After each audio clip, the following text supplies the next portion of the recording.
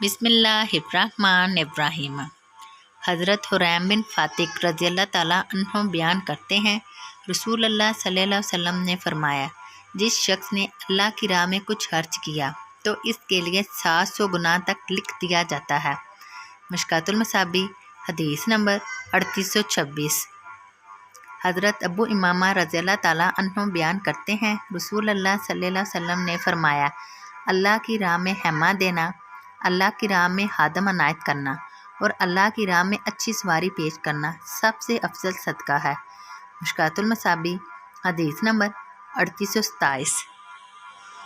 हज़रत अबू हुरैरा रज़ी अल्लाह ताला अन्हु बयान करते हैं, रसूल अल्लाह सल्लल्लाहु अलैहि वसल्लम ने फरमाया, जो शख्स अल्लाह के डर से रोए वो जहन्नम में नहीं जाएगा हत्ता कि दूध थन में वापस चला जाए।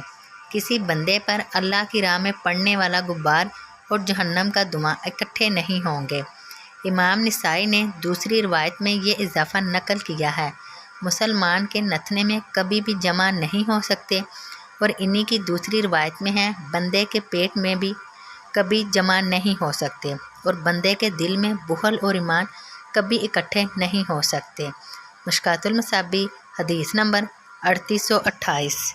हज़रत इब्ने अब्बास रज़ी अल्लाह ताला अन्हु बयान करते हैं, रसूल अल्लाह सल्लल्लाहु अलैहि वसल्लम ने फरमाया, 2 आँखें हैं जिन्हें जहन्नम की आग नहीं छुएगी।